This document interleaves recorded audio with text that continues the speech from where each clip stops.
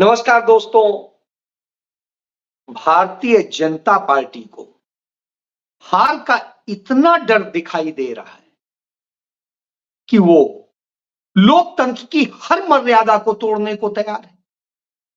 क्या भारतीय जनता पार्टी को खुद इस बात का आभास हो गया है कि उसका 400 पार का नारा झूठ पर टिका है, नफरत पर टिका है और अदानी अंबानी जैसे पूंजीपतियों से मिले, जो इलेक्टोरल बॉन्ड से मिले, उस काले धन पर टिका हुआ है।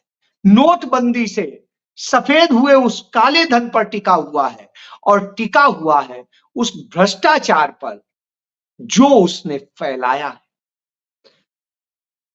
क्या राहुल गांधी की विचारधारा की लड़ाई को तोड़ने के लिए वो हर साजिश रचेगा, हर खेल करेगा और तमाम विपक्षी दलों में बैठे तमाम बिकाऊ नेताओं को वो खरीद लेगा, प्रत्याशियों को खरीद लेगा। कैसे 400 पार करेगा?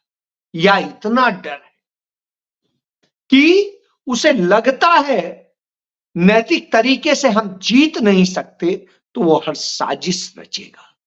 जी हां, आज कमोबेश यही हालात। राहुल गांधी गुजरात में नरेंद्र मोदी की धरती पर उन्हें ललकार रहे थे, तो मल्लिकार्जुन खड़गे और प्रियंका गांधी कर्नाटक में नरेंद्र मोदी को उनकी औकात बता रहे थे। नरेंद्र मोदी ने 2 दिन पहले कहा कि भाइयों और बहनों, मुझे 5 साल और दे दो, कांग्रेस का हर नेता जेल में होगा। साहब, अब तक जिन्हें आप भ्रष्ट बताते आए वो जेल तो नहीं गए, वो आपकी पार्टी में जरूर आ गए। तो इसमें नाम गिनना चाहे तो नाम गिन लीजिए, और नहीं तो सबको पता है सारे भ्रष्टाचार के आरोपी। और हालत तो यह हुई, एनसीपी के जो नेता हैं, आपके आजकल डिप्टी सीएम है, जिन्हें आप कहते थे वो जेल जाएंगे, वो अजीत पवार जिनके लिए फडणवीस कहते थे दादा चक्की पी सिंह, वो आपके ही साथ गले लगते हैं। उनकी पत्नी को 25,000 करोड़ रुपए के घोटाले के मामले में क्लीन चिट दे दी गई, उन्हें भी क्लीन चिट दे दी गई। समझ सकते हैं आप, क्लीन चिट का खेल चलता है, कहीं केस बंद हो जाता है, कहीं कोई और हो जाता है, इस तरह से खेल चलते हैं। तो ऐसे ही खेल चलना है। अब इन्हीं खेल में एक खेल बताता हूं कि भारतीय जनता पार्टी कितनी डरी है, इसका सबूत है। नरेंद्र मोदी कितना डरे हुए हैं, इसका सबूत है कि सबसे पहले खजुराहो से सपा और कांग्रेस के कैंडिडेट, जो ज्वाइंट कैंडिडेट थे, वो सपा के उम्मीदवार का नामांकन रद्द कर दिया जाता है। कहा जाता है उन्होंने सही साइन नहीं की या एक जगह साइन छोड़ दिया। चलिए भाई, हो गई होगी गलती, आपकी बात मान लेते हैं। हालांकि वो इतने बार के एमएलए हैं कि ऐसी गलती की संभावना नहीं लगती थी, लेकिन चलिए मान।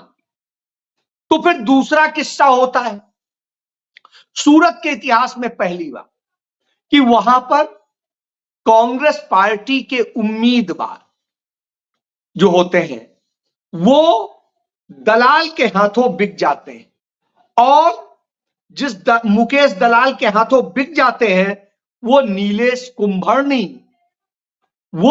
कुंभरनी अचानक उनका नामांकन रद्द हो जाता है। क्यों रद्द होता है? क्योंकि जो उनके प्रस्तावक थे 3, जो उन्हीं के परिवार के थे, वो कहते हैं प्रस्तावना में जो सिग्नेचर है वो उनके नहीं। चलिए भाई, परिवार के लोग थे और आपने कहा ये, और उसके बाद ये हो जाता है। फिर इसके बाद में आज तीसरा हिस्सा ये होता, और उन्होंने भी यह काम तब किया जब आखिरी दिन था, तो साहब उनका नामांकन रद्द। उसके बाद में उनके जो बैकअप प्रत्याशी थे उनका भी नामांकन रद्द, और उसके बाद में बसपा के प्रत्याशी प्यारेलाल ने अपना नामांकन वापस ले लिया, और 8 अन्य प्रत्याशियों ने वापस ले लिया, और भाजपा के मुकेश दलाल को, जो दलाल हैं, उनका निर्विरोध निर्वाचन कर दिया गया। समझ लीजिए, इधर सूरत में होने के बाद इंदौर में कांग्रेस पार्टी के जो प्रत्याशी हैं, वो प्रत्याशी डॉक्टर अक्षय कांति बम है, वो कांग्रेस के प्रत्याशी थे, पीएचडी थे, बहुत हाईली एजुकेटेड थे। कहा गया था कि ऐसे व्यक्ति को दीजिए। तमाम लोग कहते हैं, हम आप भी कहते हैं कि योग्य लोगों को देना चाहिए, खूब पढ़े लिखे लोगों को देना चाहिए, काबिल लोगों को देना चाहिए, युवाओं को देना चाहिए। तो वो युवा भी थे, पढ़े लिखे भी थे, एक अच्छे परिवार से भी आते थे, और बड़े बिजनेसमैन भी थे। साहब, जिस दिन उन्होंने नामांकन दाखिल किया, उसी दिन उनके खिलाफ एक केस में 307 की धारा बढ़ा दी गई। एक चीज ये देखते चलिए, मोडस ऑपरेंडी देखिए। उसके बाद में आज सोमवार को सुबह सुबह वो भारतीय जनता पार्टी के जो विधायक हैं रमेश मेंदोला, उनके साथ कलेक्टर के दफ्तर जाते हैं और कहते हैं साहब हमें नहीं चुनाव लड़ना है, नामांकन वापस ले लेते हैं। इतने दिनों तक नहीं लेते, तब लेते हैं जब आखिरी दिन होता है। यानी आप समझ लीजिए खेल क्या है। चलिए, उन्होंने नामांकन वापस ले लिया। नतीजा क्या हुआ? बाकी भी कई नामांकन आज वापस हो गए। यह बताता है कि कैसे खरीदा जाता है। यह खरीद फरोख्त का पूरा धंधा है, और वह धंधा सामने दिख गया। और विजयवर्गीय जो भारतीय जनता पार्टी के मिनिस्टर हैं, उन्होंने कह दिया कि डॉक्टर अक्षय कांति बम का भाजपा में स्वागत है। और एक ही गाड़ी में इधर विजयवर्गीय बैठे हैं, उधर पीछे की सीट पे जो है अक्षय बैठे, मेंदोला बैठे। सीन को समझ लीजिए। लोकतंत्र यूं बेचा जा रहा। जब लोकतंत्र की यूं हत्या की जा रही हो, तभी क्या होता है? दिल्ली में आम आदमी पार्टी के साथ गठबंधन को लेकर जो चर्चाएं हुई, उसके पहले सभी जगह की स्थानीय शाखाओं से कहा गया था कि आप बताइए आप करने को तैयार हैं या नहीं। यदि आप नहीं तैयार होंगे तो हम गठबंधन नहीं करेंगे। पंजाब में पंजाब की यूनिट ने कहा हम नहीं करेंगे, तो नहीं हुआ। दिल्ली, चंडीगढ़ और हरियाणा की यूनिट ने कहा हम करेंगे, गुजरात की यूनिट ने कहा हम करेंगे, तो गोवा ने कहा करेंगे, तो हो गया। अब आप देखिए, होने के बाद में इस प्रक्रिया में दिल्ली में बड़ी भूमिका निभाई थी अरविंदर सिंह लवली, जो प्रदेश अध्यक्ष थे। लेकिन जब सब कुछ फाइनल हो गया, सारी चीज फाइनल हो गई, बड़े अच्छे से स्मूथली सब चलने लगा, तब वो अचानक एकदम से 4 पेज की चिट्ठी लिखते हैं राष्ट्रीय अध्यक्ष मल्लिकार्जुन खड़गे को कि साहब मैं प्रदेश अध्यक्ष का पद छोड़ रहा हूं, क्योंकि कांग्रेस पार्टी ने जो उनसे समझौता किया और ये किया और वो किया, तमाम बखान कर रहे हैं। राहुल गांधी बार बार कहते हैं यह लड़ाई सामान्य लड़ाई नहीं है, यह विचारधाराओं की लड़ाई है, यह लड़ाई है इस देश को बचाने की, यह लड़ाई है संविधान को बचाने के लिए, यह लड़ाई है सांप्रदायिक सौहार्द को बचाने की, यह लड़ाई है युवाओं के भविष्य की, यह लड़ाई है बेटियों की सुरक्षा की, यह लड़ाई है इस देश की। ऐसी स्थिति में वो ये करते हैं। जब वो ये करते हैं निश्चित रूप से दुखद हालत होती है, लेकिन कांग्रेस हाईकमान ने कहीं पर भी किसी को मनाने की कोशिश नहीं की। मुझे याद है कि मैं राहुल गांधी से मिला था, राहुल जी ने यही कहा था, जो जाता है उसको जाने दो। हम लड़ने वाले 4 योद्धा के साथ लड़ेंगे, जीतेंगे या शहीद होंगे, लेकिन हम ऐसे लोगों के साथ समझौता नहीं करेंगे जो बिकाऊ हैं। बिकाऊओं के साथ समझौता करना हमारी नीति नहीं। सबसे बड़ी बात, क्या इन बिकाऊ लोगों के साथ समझौता कर लेना चाहिए था? नहीं। और किसी के मन में क्या है यह आप पहले नहीं जान सकते। थोड़े बहुत अनुमान लग सकते हैं, बड़े अनुमान नहीं लग सकते। ये जितने लोग हैं इन्होंने कसम खाई थी कि ये लड़ने के लिए खड़े, लड़ेंगे, और इन सब ने धोखे दिए, बिक गए, डर गए। क्या हुआ सामने है।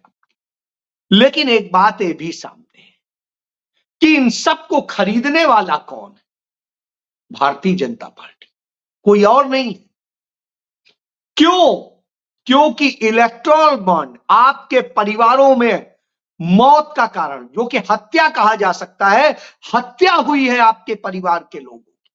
50 लाख लोगों की हत्या करके जो पैसा जुटाया है, उस पैसे से लोग खरीदे जा रहे हैं। ये लोग खरीदे जा रहे हैं उस पैसे से जो नकली दवाएं सप्लाई कर रहे थे, अस्पतालों में आपको लूट रहे थे, और ये पैसा उनसे आया जिन्होंने तमाम सब स्टैंडर्ड पुल बना दिए, तमाम और दूसरी गड़बड़ियां कर दी, मिलावटी सामान बांटा, खेल आपको बेचा, और सब कुछ करके नकली टीके लग गए, और ये सब करने वालों ने ये पैसे दिए।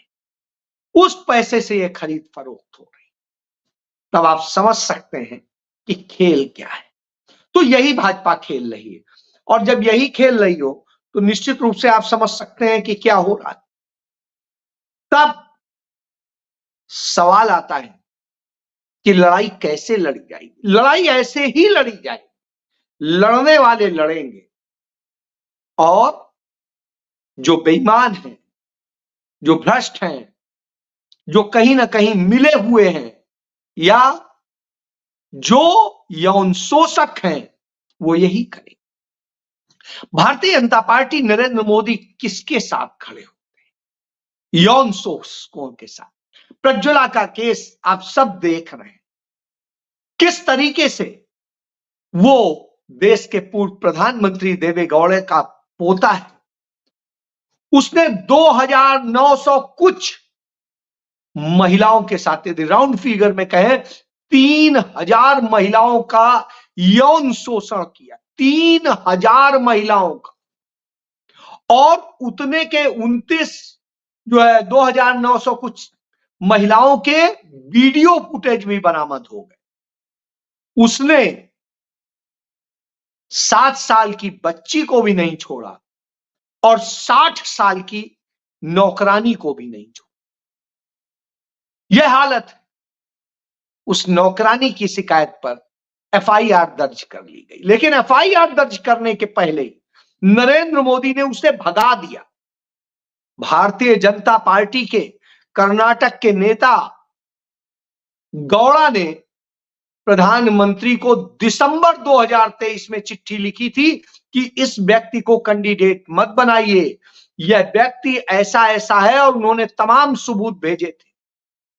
लेकिन नरेंद्र मोदी ने उसे इग्नोर कर दिया। फिर उसने प्रेस कॉन्फ्रेंस करके यह बताया, लेकिन पूरी भारतीय जनता पार्टी ने उसे इग्नोर कर दिया। बार बार उसने सच बताया, कई मोर्चों पर बताया, लेकिन प्रधानमंत्री उसका 14 अप्रैल को प्रचार करने पहुंच गए और कहने लगे कि इसको जिताकर मुझे आप मजबूत बनाएंगे। यानी आप समझिए, बलात्कारी को, यौन शोषक को जिताकर मोदी को मजबूत बनाएंगे। क्यों है? अंकिता भंडारी के साथ में रेप और हत्या करने वाला कौन है? बीजेपी के नेता का बेटा।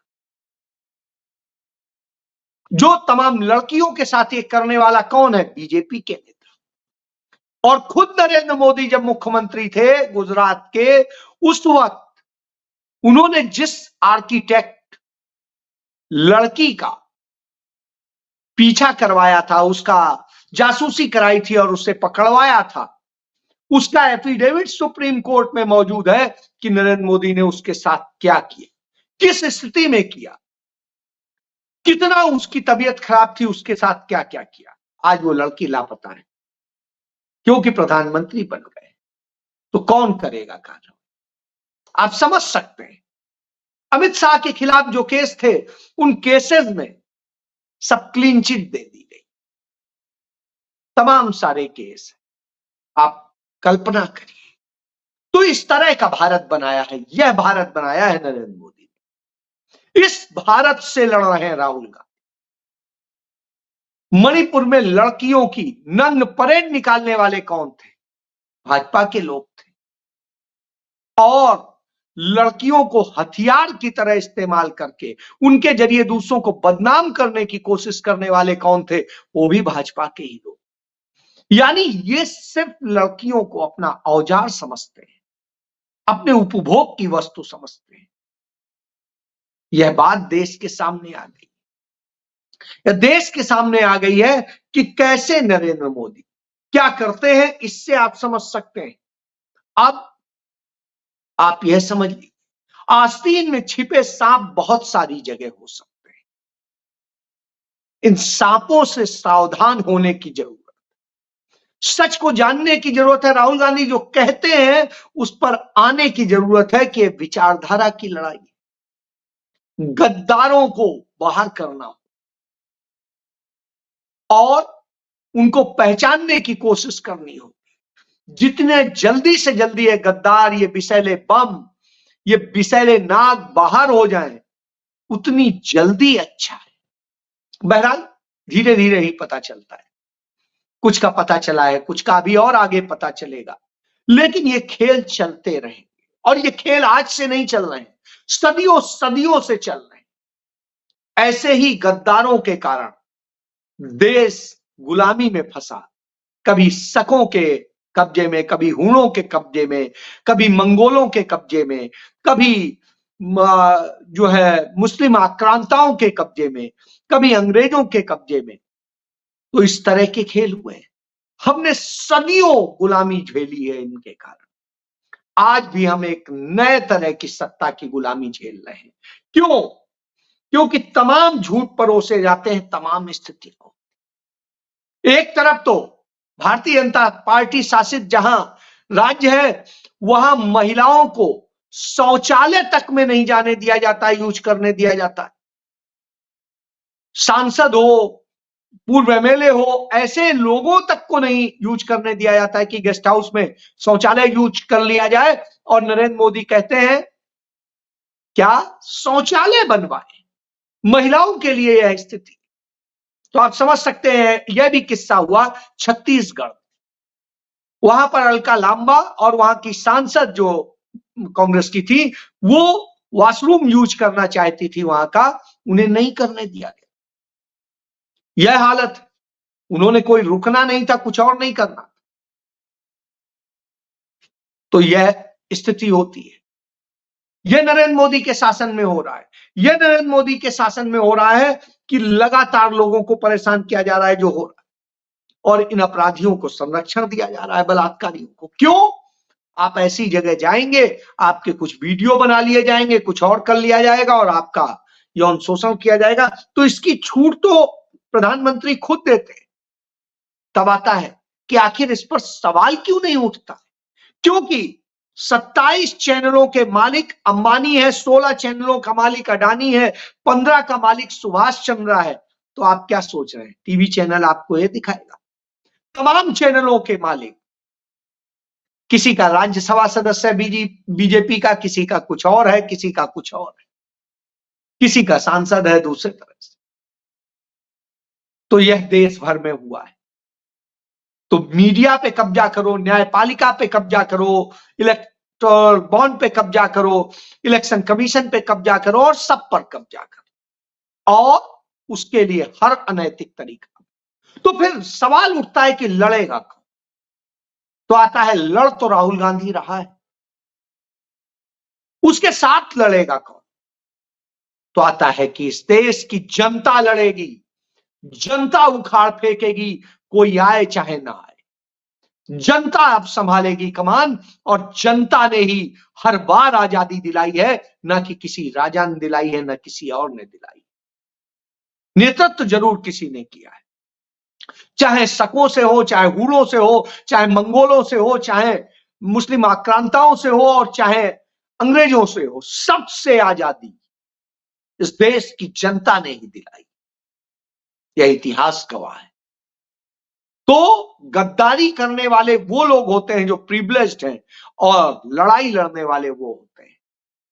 तो वो लड़ाई लड़ी जा रही, इस देश की अस्मिता की लड़ाई, रोजगार की लड़ाई, बेटियों से होते बलात्कार से बचाने की लड़ाई, और तमाम सारे अन्याय से लड़ने वाले न्याय की लड़ाई। तो इस न्याय की लड़ाई में कौन साथ है, यह देखना होगा। कौन बिक गया, डर गया, यह देखना होगा। तो फैसला आपको करना है। अब आप सोचिए कि आपको किधर जाना है। जय